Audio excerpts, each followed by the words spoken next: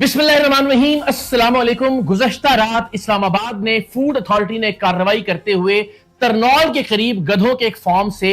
50 जिंदा गधे और 25 मन गधों का गोश्त बरामद किया है, जो कि ट्रेज में बहुत सलीके से रखा गया था। जिसके बाद अब जाहिर है हर तरफ ये खदशात हैं, हर तरफ ये सवालात हैं कि क्या ये गोश्त इस्लामाबाद के मुख्तलिफ रेस्टोरेंट्स में, मुख्तलिफ होटल्स में, निहारी में, कड़ाही में, बिरयानी में, बारबेक्यू में इस्तेमाल हो रहा था या फिर इस गोश्त को एक्सपोर्ट किया जाना था। तो ज़ाहिर बहुत अरसे से गधे के गोश्त के मिलने की खबरें ज़ेरे गर्दिश रही हैं। लाहौर में भी इस हवाले से फूड अथॉरिटी ने कार्रवाई की थी। कराची में भी हमने बहुत इब्तदाई दिनों में सरेआम का एक प्रोग्राम किया था, दिखाया था कि वहां गधे का गोश्त फरोख्त किया जा रहा है। तो गधे का ये गोश्त आखिर पाकिस्तान के मुख्तलिफ शहरों में किस काम आता है? क्या वाकई ये रेस्टोरेंट्स में या होटल्स में कढ़ाइयों में इस्तेमाल किया जाता है? इसका कीमा बनाकर मुख्तलिफ कबाब तैयार किए जाते हैं, बिरयानी या निहारी में इस्तेमाल होता है? आखिर गधे का गोश्त मिल रहा है तो उसका इस्तेमाल क्या है? सबसे पहला सवाल हम सबके जहनों में इस तरह की किसी भी कार्रवाई या इस तरह की किसी भी खबर के बाद ये आता है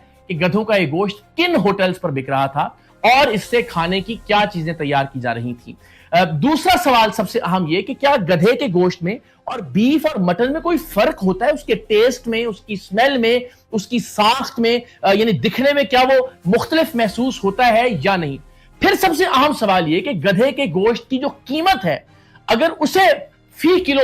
मापा जाए तो क्या वो बीफ या मटन से कम होती है या ज्यादा? ये इस बात का तयन करने में मददगार साबित होगी ये बात कि क्या वाकई गधे का गोश्त मटन या बीफ में मिक्स करके या उसे अलग से तैयार करके रेस्टोरेंट या होटल्स में बेचा जाता है या नहीं। या फिर ये कि अगर ये गधे का गोश्त एक्सपोर्ट होता है तो उसके हवाले से जहां से ये गोश्त बरामद हुआ है वहां पे कौन कौन से इजाजतनामे एक्सपोर्ट के हवाले से उनके पास मौजूद थे, और अगर नहीं थे तो फिर ये बात साबित होती है कि गोश्त पाकिस्तान में इस्लामाबाद और पिंडी ही में फरोख्त हो रहा था। तो हम सबसे अहम सवाल के जवाब से आगाज करते हैं। सबसे अहम सवाल मेरे नजदीक ये है कि गधे की गोश्त की कीमत पाकिस्तान में क्या है? अगर फी किलो हम गधे की गोश्त की कीमत निकालें तो तहकीक से बात साबित हुई है कि गधे का गोश्त जो आमतौर पर पाकिस्तान में फरोख्त किए जाने का अंदेशा जाहिर किया जाता है, वो किसी सेहतमंद हट्टे कट्टे गधे का गोश्त नहीं होता। वो गधा जो बीमार होता है, वो गधा जो लागर होता है, वो गधा जो करीबुल मर्ग होता है, मरने के करीब होता है, किसी बीमारी में मुब्तला होता है, जिसे बहुत सस्ते दामों खरीदा जा सकता है। खदशा यह है कि उस गधे का गोश्त ज्यादा इस्तेमाल किया जाता है या ज्यादा बेचा जाता है पाकिस्तान के अंदर। तो जनाब, अगर आप एक सेहतमंद गधे की कीमत भी पाकिस्तान में मुतय्यन कर लें और उसके मुकाबले में गाय और भैंस की कीमत निकालें, बीफ और गधे के गोश्त का मुआवजा करें, तो जनाब हमने जो तहकीक की है उसके मुताबिक जो बिल्कुल सेहतमंद गधा है, जो माल बर्दारी के काम भी आ सकता है, उस गधे की कीमत 60,000 से 1 लाख रुपए तक होती है और उसका वजन तकरीबन 250 से 300 किलोग्राम होता है, जिसमें से जो गोश्त निकलता है वो 100 से 120 किलोग्राम यानी तकरीबन 3 मन के करीब गधे से गोश्त निकल सकता है। और वो गधा जो बिल्कुल सेहतमंद हो, जिसे जोतने के काम में लाया जा सकता हो, जिससे माल बर्दारी का काम लिया जा सकता हो, वो 60,000 रुपए से 1 लाख मैक्सिमम उसकी कीमत होती है। तो इस एतबार से अगर सेहतमंद तरीन गधा भी हो तो उसके गोश्त की फी किलो कीमत 400 से 600 रुपए फी किलो होगी। और अगर कोई बिल्कुल लागर, मुर्दार, करीबुल मर्ग या किसी बीमारी में मुब्तला गधा हो तो वो 10 से 20 हजार रुपए में भी मिल जाएगा और कीमत जाहिर है शायद 100, 150, 200 रुपए फी किलो पर भी चली जाएगी। इसके मुकाबले में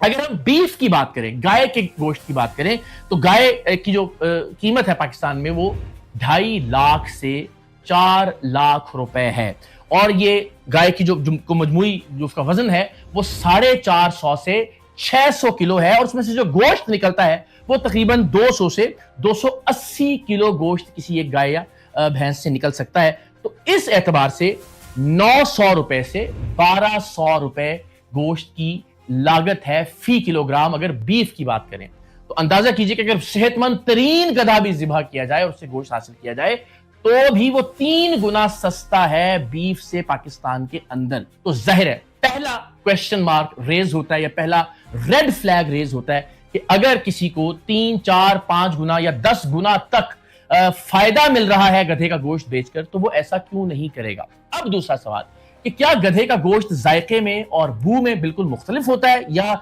नहीं पकड़ा जा सकता कि आप बीफ खा रहे हैं, मटन खा रहे हैं या गधे का गोश्त खा रहे हैं। तो ये बात बहरहाल तयशुदा है कि गधे के गोश्त का जायका भी कदरे मुख्तलिफ होता है, اس کی بو بھی الگ سے محسوس کی جا سکتی ہے اور وہ نسبتاً زیادہ سخت ہوتا ہے بیف یا مٹن کے مقابلے میں.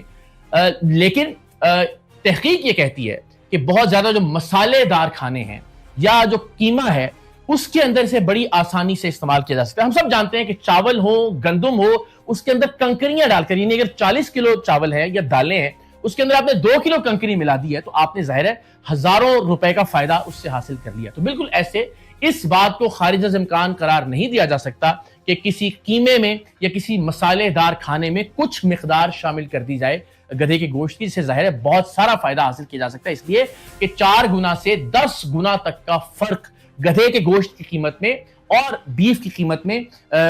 موجود ہے. لوگ یہ کہتے ہیں کہ گدھا بہت مہنگا ہوتا ہے, تو میں نے آپ کو یہ انالیسس کر کے دکھا دیا اور میں نے میکسیمم ریٹس کے اوپر یہ انالیسس کیا.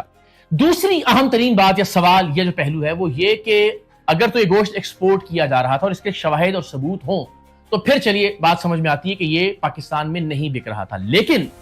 اگر کوئی گوشت ایکسپورٹ کیا جا رہا ہے, کسی فارم سے گدھے سلاٹر کیے جا رہے ہیں, ذبح کیے جا رہے ہیں, تو اس کے لیے جو اجازت نامے درکار ہیں ان میں سب سے پہلے security and exchange commission of Pakistan یعنی SECP کا اجازت نامہ درکار ہے. پھر آپ FBR سے رجسٹرڈ ہو, آپ کے پاس ٹیکس نمبر ہو, FBR سے ایکسپورٹ کا اجازت نامہ آپ کے پاس موجود ہو, پھر لائف سٹاک ڈپارٹمنٹ سے سلاٹر ہاؤس کا اجازت نامہ آپ کے پاس موجود ہونا ضروری ہے اگر گوشت ایکسپورٹ کیا جا رہا ہے, چاہے وہ گدھے کا گوشت ہے, چاہے وہ بیف ہے یا کوئی بھی اور گوشت جو پاکستان سے باہر بھیجا جا رہا ہے. پھر جو ویٹرنری ڈپارٹمنٹ ہے اس کے ڈیفرنٹ سرٹیفکیٹس کی ضرورت ہے. پھر منسٹری آف کامرس سے ایکسپورٹ پالیسی کے مطابق ایکسپورٹ کی اجازت نامہ ہونا آپ کے پاس ضروری ہے. پھر کسٹمز میں آپ کی ایکسپورٹ کی کلیئرنس, شپمنٹ کا اجازت نامہ, اور پھر جہاں جس ملک میں, یعنی اگر آپ چین بھجوا رہے ہیں گدھے کا گوشت تو وہاں کے جو متعلقہ ادارے ہیں ان کی اپروولز, ان کے اجازت نامے بھی آپ کے پاس ہونے چاہیے. تو اگر اسلام آباد کے علاقے ترنول میں اس فارم پر جہاں سے گدھے اور 25 من گدھے کا گوشت برآمد ہوا ہے ان کے پاس یہ اتنے سارے اجازت نامے موجود تھے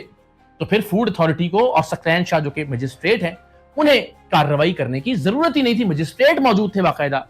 سید سکلین شاہ ان کا نام ہے, پولیس تھی, فوڈ اتھارٹی تھی. تو اگر یہ سارے اجازت نامے ہوتے ان کے پاس تو ظاہر یہ ممکن ہی نہیں ہے کہ فوڈ اتھارٹی وہاں ریڈ کرتی اور وہاں سے 25 من گدھے کا گوشت برآمد کر کے اسے تلف کر دیتی.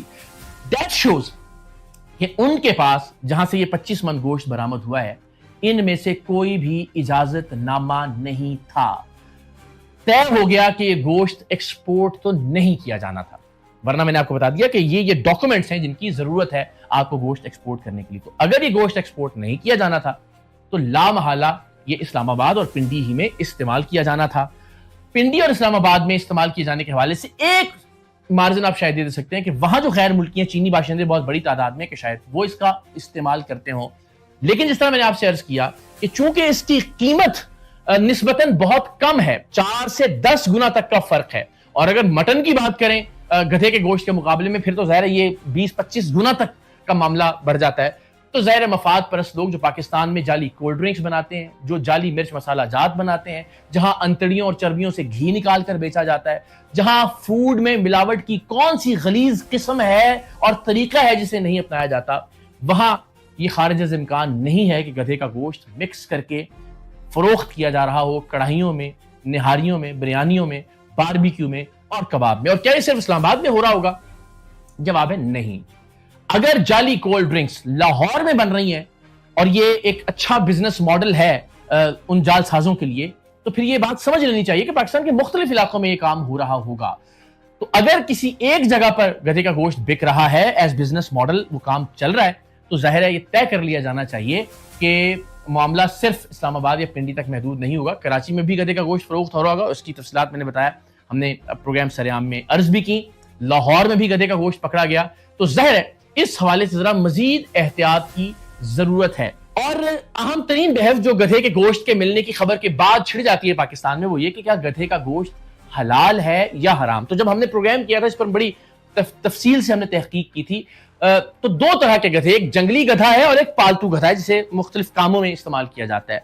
پالتو گدھے کے حوالے سے, گھریلو گدھے کے حوالے سے طے ہے تمام مسلمانوں کے مکاتب فکر کے نزدیک کہ اس کا گوشت حرام ہے.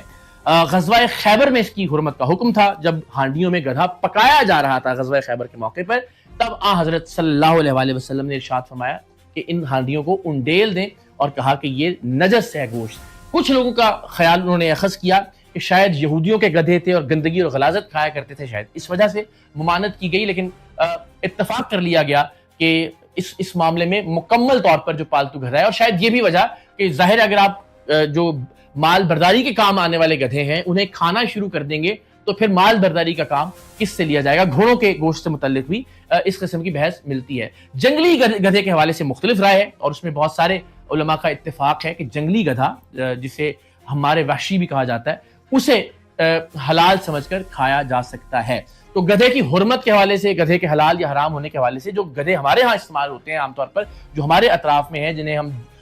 گدھا ریڈی کے اندر جوتتے بھی ہیں، جن سے ہم مال برداری کا کام بھی لیتے ہیں، جن پہ اینٹیں بھی ڈھوتے ہیں اور باقی تمام اس گدھے کے حوالے سے اتفاق رائے ہے کہ گدھا حرام ہے۔ اور بہرحال وہی بات کہ کچھ لوگوں کا کہنا تھا چونکہ غزوہ خیبر سے پہلے حلال رہا ہے، غزوہ خیبر کے موقع پر شاید اسپیسیفکلی ان گدھوں کے حوالے سے حکم تھا، لیکن اجماع امت ہے کہ گدھے کی جو قسم ہمارے ہاں پائی جاتی ہے وہ گدھا یا گدھے کا گوشت جو ہے وہ حرام ہے۔